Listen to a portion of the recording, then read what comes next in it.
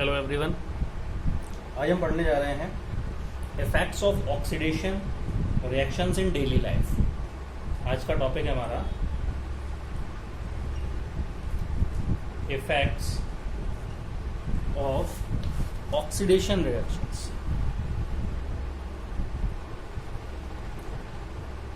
Oxidation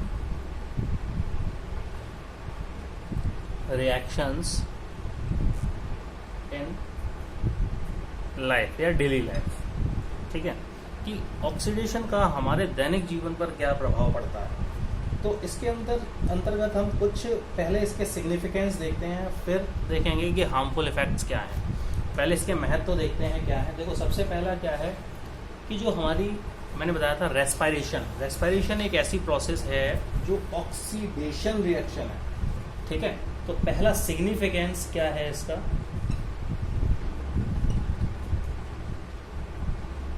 significance of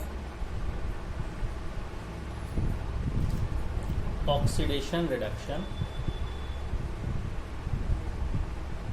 in everyday life क्या है, in life.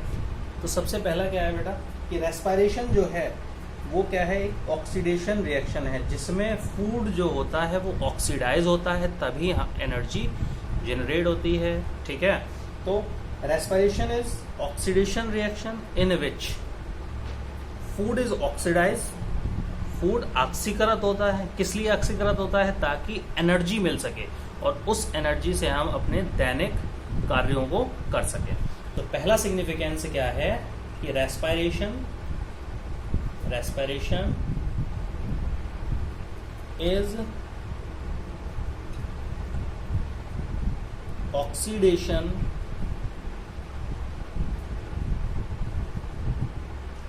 reaction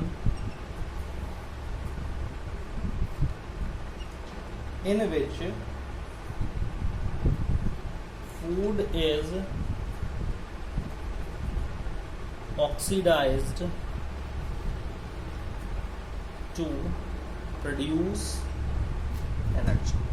ठीक है, नेक्स्ट जो आयरन ऑक्सीडाइज होता है रस्ट बनाने के लिए। ठीक है, iron gets oxidize to form rust which leads to corrosion of iron in the long run.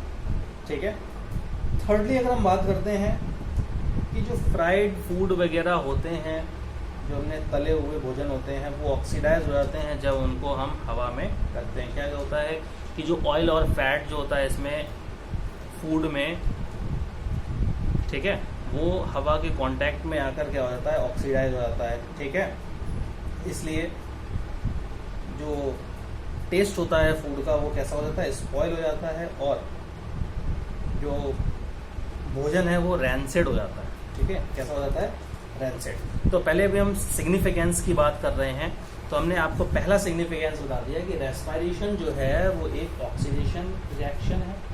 ठीक है, जिसमें भोजन जो है वो ऑक्सीडाइज होता है और एनर्जी मिलती है।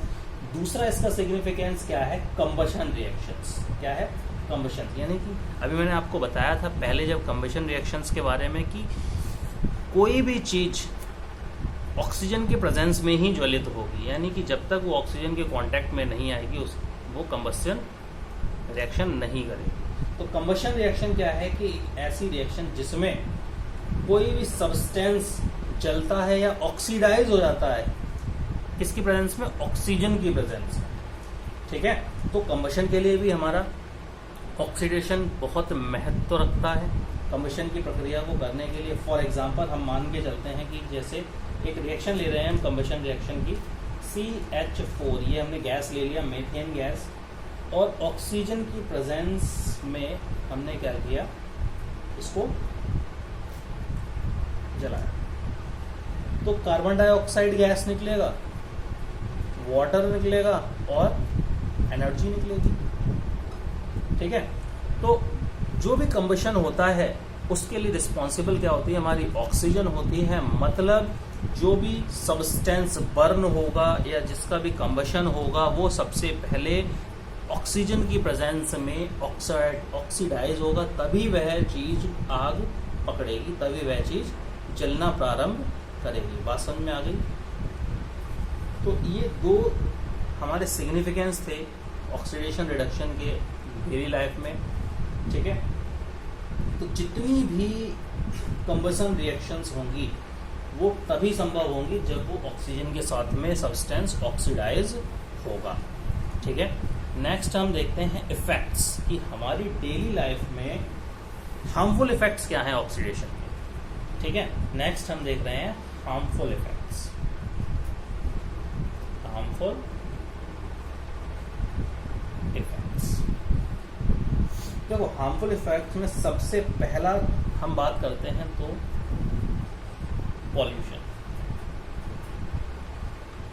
ठीक है। अब आप लोग कंफ्यूज मत होइएगा क्योंकि ये एस-चांद में नहीं दिया हुआ है, ठीक है। तो पॉल्यूशन कैसे, जो एनवायरमेंटल पॉल्यूशन होता है वो मूलतः किसकी वजह से होता है, कंबशन की वजह से होता है। यानी कि अगर मान के चलिए हमने लकड़ी को जलाया या किसी भी चीज को जलाया तो उसमें कार्बन निकलता है जो एयर पॉल्यूशन के लिए सहायक होता है, या पॉइजनस गैसेस निकलती हैं जैसे कार्बन मोनोऑक्साइड हो गया, सल्फर डाइऑक्साइड हो गया, सल्फर ट्राइऑक्साइड हो गया, नाइट्रोजन के ऑक्साइड्स हो गए, ठीक है। तो ये क्या होती हैं, ये गैसें मुक्त होती हैं, रिलीज होती हैं जब भी हम अलग अलग सब्सटेंसेस को क्या करते हैं, जलाते हैं या कंबशन करते हैं, ठीक है। वो क्या करते हैं, हमारे एनवायरमेंट को प्रदूषित करते हैं। तो सबसे पहला हार्मफुल इफेक्ट क्या हो गया ऑक्सीडेशन रिएक्शन का, कि पॉल्यूशन। पॉल्यूशन कैसे हो गया, क्योंकि किसी भी चीज के कंबशन के लिए हमें ऑक्सीजन की आवश्यकता है, और जब कोई भी चीज जलेगी या कंबस्टिबल चीज जो होगी, सब्सटेंस होगा, वो बर्न होगा तो उसमें पॉइजनस गैसेस भी निकलेंगे जो हमारे पर्यावरण को दूषित करते हैं। Got it. दूसरा आता है हमारा कोरोजन, सेकंड है कोरोजन। ये इसका नाम सभी ने सुना होगा, ठीक है। कोरोजन क्या है, देखो सबसे पहले तो कोरोजन क्या होता है कि कोई भी मेटल, मान लीजिए कोई भी मेटल है, उसको हमने एयर की प्रेजेंस में ऐसे ही रख दिया तो धीरे धीरे क्या होगा, ऑक्सीजन के कांटेक्ट में आकर वो मेटल धीरे धीरे ऑक्सीडाइज होने लगेगा, ठीक है, ऑक्सीडाइज होने लगेगा। तो और उसकी जो सरफेस होगी मेटल की, वो मेटल से ऑक्साइड में कन्वर्ट होने लगेगी, या कार्बोनेट में कन्वर्ट होने लगेगी, या सल्फाइड में लगेगी। तो कोरोजन क्या है, the process of slow eating up of metal due to attack of atmospheric gases. आपको सभी को पता होगा कि एटमॉस्फेयर में जो एयर है वो क्या है, मिश्रण है किसका, गैसेस का। तो उस हवा में जो भी गैसेस प्रयुक्त हैं, जो भी गैसेस मौजूद हैं, उनकी कांटेक्ट में जब मेटल आता है तो उसकी ऊपरी लेयर जो होती है वो प्रभावित होने लगती है, ठीक है, वो डीके होने लगती है और मेटल से कन्वर्ट हो जाती है या तो ऑक्साइड्स में, या कार्बोनेट में, या सल्फाइड में, ठीक है। और इसी को हम क्या कहते हैं, कोरोजन कहते हैं। क्या कहते हैं, कोरोजन, ठीक है। बात समझ में आ गई। तो एक छोटा सा एग्जांपल ले लेते हैं हम आयरन का। मान के चलो आयरन को हमने ऑक्सीजन में वो एयर में, और उसमें एयर में ह्यूमिड एयर मान लीजिए, मॉइस्चर एयर मान लीजिए, मॉइस्ट एयर मान लीजिए, इसमें वाटर के मॉलिक्यूल्स भी अवेलेबल।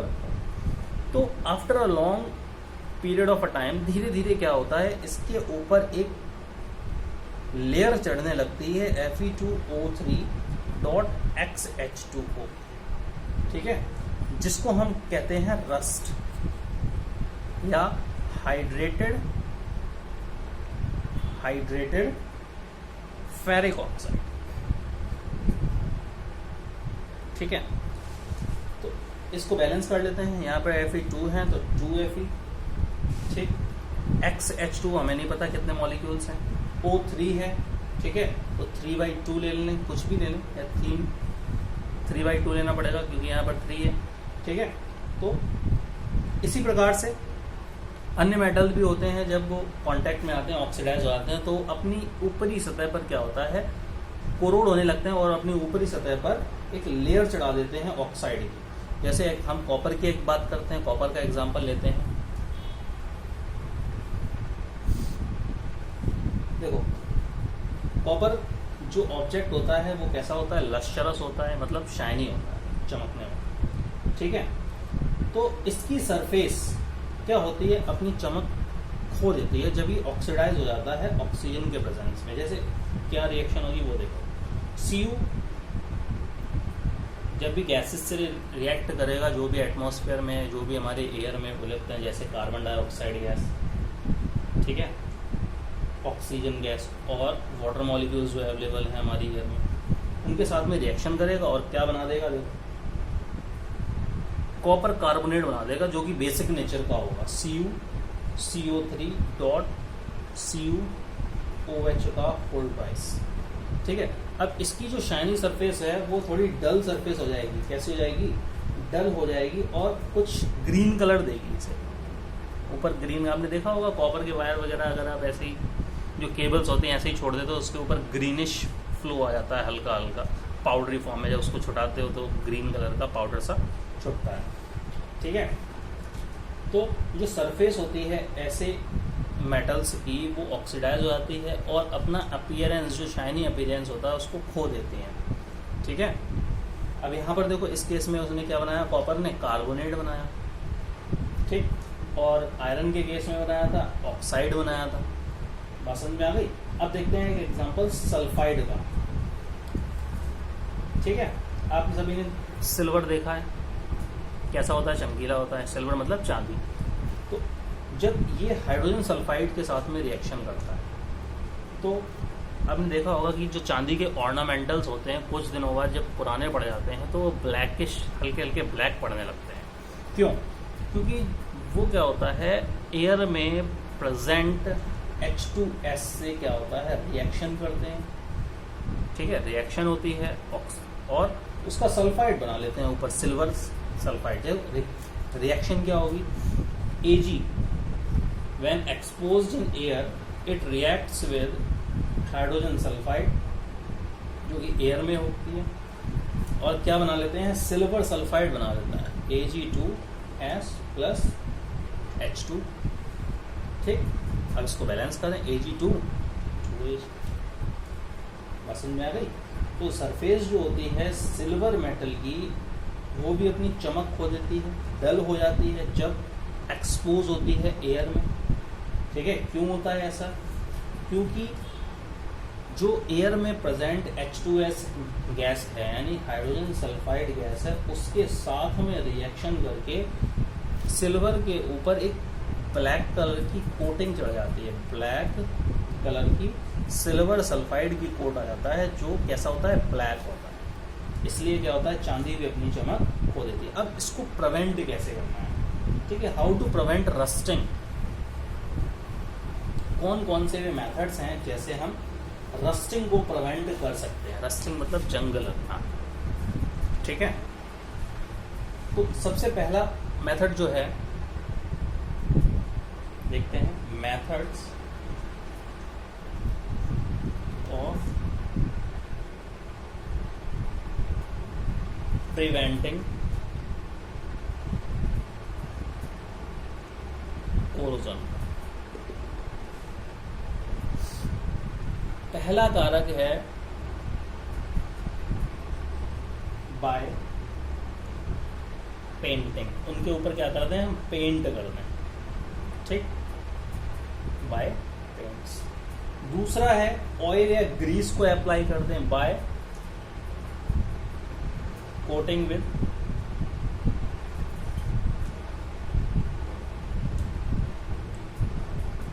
ऑयल एंड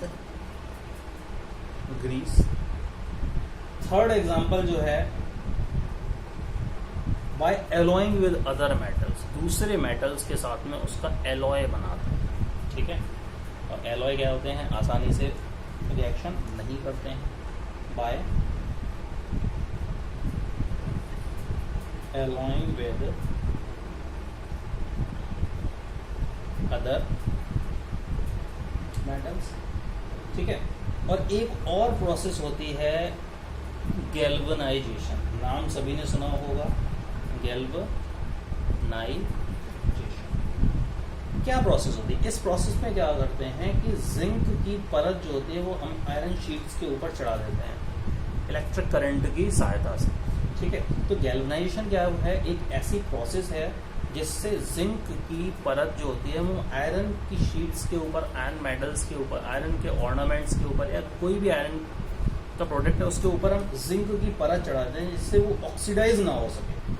ठीक है, अब जब जिंक की परत चढ़ा दी तो इसमें क्या होता है कि जिंक के ऊपर जिंक कार्बोनेट की एक परत हो जाती है जो आयरन को रस्टिंग से बचाती है, यानी आयरन को रस्टिंग से बचाती है। आयरन सरफेस क्या होता है, ऑक्सीजन के कांटेक्ट में आकर वो रस्ट नहीं होता। क्यों? क्योंकि उसके ऊपर क्या है, जिंक कार्बोनेट की एक परत चढ़ी हुई है। ठीक है, फिर नेक्स्ट एग्जांपल है इलेक्ट्रोप्लेटिक। वही है इलेक्ट्रोप्लेटिक। क्या है इलेक्ट्रोप्लेटिक? इलेक्ट्रोप्लेटिंग भी बेटा एक वही प्रोसेस है जिसमें एक मेटल को हम दूसरे मेटल के ऊपर उसकी परत चढ़ा देते हैं इलेक्ट्रिसिटी की सहायता से। ठीक है, तो method of coating one metal with another by passing electric current is known as electroplating. ठीक, फॉर एग्जांपल क्या है, पहला हम करते हैं, मान के चलो एग्जांपल ले लो एक सिल्वर प्लेटिंग का,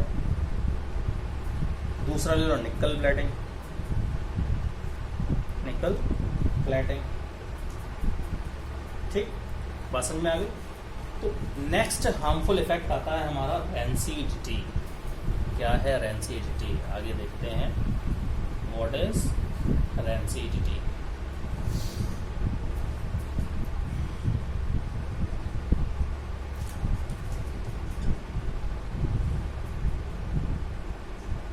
ठीक है, क्या है रेंसिडिटी?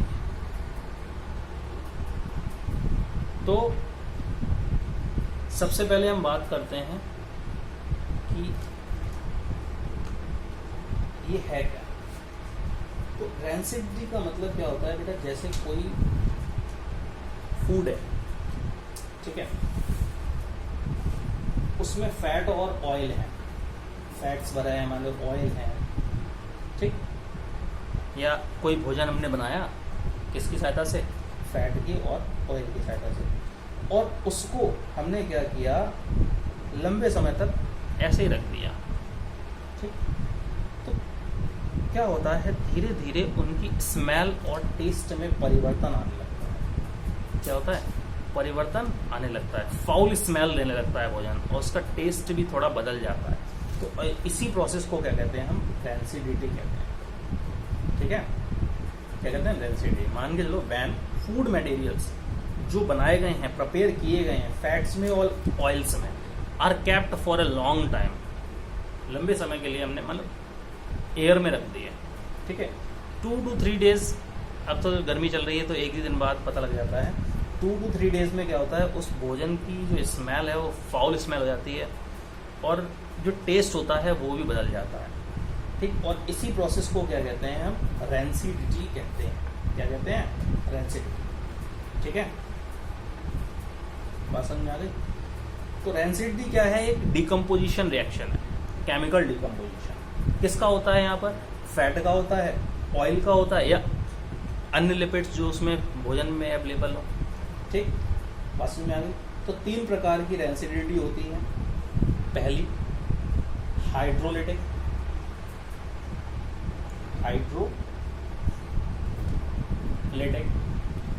दूसरी ऑक्सीडेटिव, और तीसरी रेंसिडिटी होती है माइक्रोबियल। ठीक है, हाइड्रोलिटिक, ऑक्सीडेटिव और माइक्रोबियल। तो हाइड्रोलिटिक रेंसिडिटी क्या है, तब होती है जब वाटर क्या करता है, फैटी एसिड की चेन को तोड़ता है। ठीक है, from the glycerol backbone in glycerides. ठीक है, तो hydrolytic rancidity occurs when water splits fatty acids chain away from the glycerol backbone in glycerides. ठीक है, दूसरा ऑक्सीडेटिव रेंसिडिटी कब होती है, जब जो डबल बॉन्ड होते हैं अनसैचुरेटेड फैटी एसिड्स में, ठीक है, वो ऑक्सीजन के साथ में रिएक्शन करते हैं, ठीक है, या ऑक्सीडाइज हो जाते हैं, तब जो रेंसिडिटी होती है वो कौन सी होती है, ऑक्सीडेटिव रेंसिडिटी होती है। यानी ऑक्सीडेटिव रेंसिडिटी क्या होगी, when the double bonds of the unsaturated fatty acids react chemically with the oxygen, तब जो रेंसिडिटी होगी वो कौन सी होगी, ऑक्सीडेटिव होगी। नेक्स्ट आती है हमारी माइक्रोबियल रेंसिडिटी। माइक्रोबियल रेंसिडिटी, यहाँ पर साफ साफ पता लग रहा है माइक्रोबियल मतलब माइक्रो ऑर्गेनिज्म्स के द्वारा, ठीक है। तो माइक्रो ऑर्गेनिज्म जैसे कि बैक्टीरिया, एंजाइम या लिपोसेसिस क्या करते हैं, फैट के केमिकल स्ट्रक्चर को ब्रेक डाउन करते हैं, ठीक है, ब्रेक करते हैं, तब जो रेंसिडिटी होती है वो माइक्रोबियल रेंसिडिटी होती है। सीधी सी बात है, bye means of micro organism,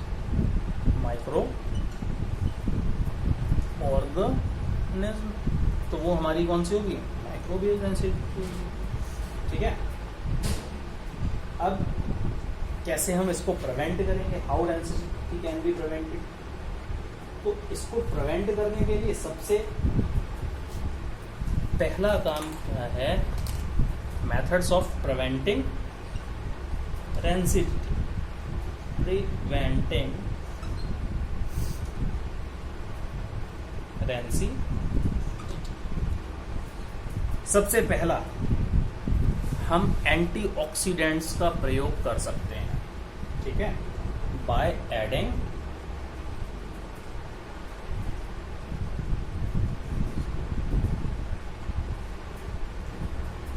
antioxidants, किसमें मिला देंगे, टू फूड, ठीक है। तो रेंसिडिटी को रोकने के लिए हम क्या कर सकते हैं, एंटीऑक्सीडेंट्स का प्रयोग कर सकते हैं। एंटीऑक्सीडेंट्स क्या करते हैं, एंटीऑक्सीडेंट्स मतलब ऑक्सीडेशन नहीं होने देंगे, भोजन का ऑक्सीडेशन नहीं होने देंगे। क्यों नहीं होने देंगे, क्योंकि एंटीऑक्सीडेंट्स जो होते हैं वो रिड्यूसिंग एजेंट होते हैं, रिड्यूसिंग एजेंट। अब जब रिड्यूसिंग एजेंट हैं तो इसका मतलब वो ऑक्सीडेशन होने ही नहीं देंगे, ठीक है। तो एंटीऑक्सीडेंट्स कौन कौन से मिलाते हैं, BHA, ठीक है, और दूसरा BHT, ये कॉमनली यूजिंग एंटीऑक्सीडेंट्स हैं जो हम प्रयोग करते हैं भोजन को मिलाकर, ताकि हमारा भोजन जो हो वो रैंसिड ना हो। BHA मतलब ब्यूटाइलेटेड हाइड्रोक्सी एनिसोल, और BHT मतलब butylated hydroxy toluene. Second method है रेंसिडिटी को रोकने का। हम क्या करें, जिनमें जो भी भोजन है जिसमें फैट और ऑयल कंटेंट है, उसको नाइट्रोजन उस कंटेनर में या उस पाउच में क्या करें, नाइट्रोजन गैस को भरें, ठीक है। Rancidity can be prevented by packing fat and oil containing foods in nitrogen gas. आपने देखा होगा कुरकुरे का पैकेट इतना फूला हुआ होता है, क्यों, क्योंकि उसमें गैस भरी जाती है, ताकि जो उसके अंदर भोजन का कंटेंट है वो स्पॉइल ना हो, वो रैंसिड ना हो, ठीक है। दूसरा मेथड क्या है, by filling the packets with nitrogen gas, ठीक है, बाय पैकेजिंग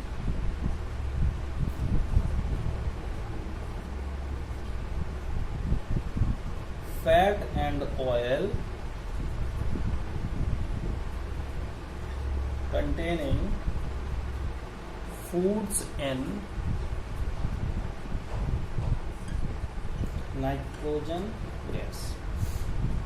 थर्ड मेथड क्या है, सबसे सरल मेथड, गर्मियों के दिनों में क्या करते हैं, भोजन को हम फ्रिज में रख देते हैं ताकि वो रैंसिड ना हो या खराब ना हो, सीधे आपकी भाषा में कहें तो वो खराब ना हो।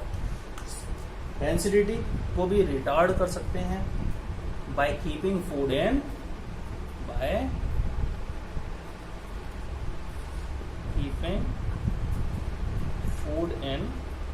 रेफ्रिजरेटर,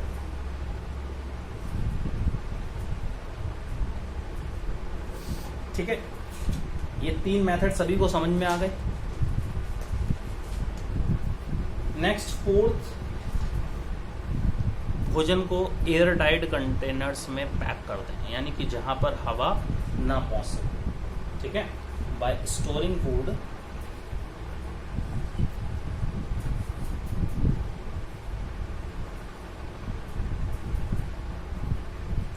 इन एयर टाइट कंटेनर्स। फिफ्थ है by storing food in dark, food in dark. देखो अब by storing food in airtight containers, ये कैसे होगा, रेंसिडिटी कैसे नहीं होगी जब हम एयर टाइट कंटेनर्स में रखेंगे। देखो जब फूड को हम एयर टाइट कंटेनर में रखेंगे, ठीक, तो वहां पर एक्सपोजर जो होगा वो कम होगा ऑक्सीजन का, ठीक।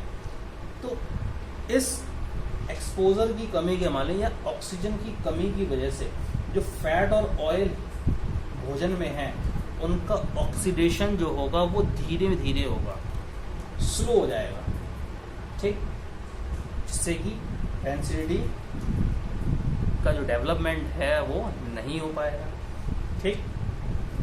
फिफ्थ पॉइंट क्या है, by storing food in dark, food in dark, ठीक है।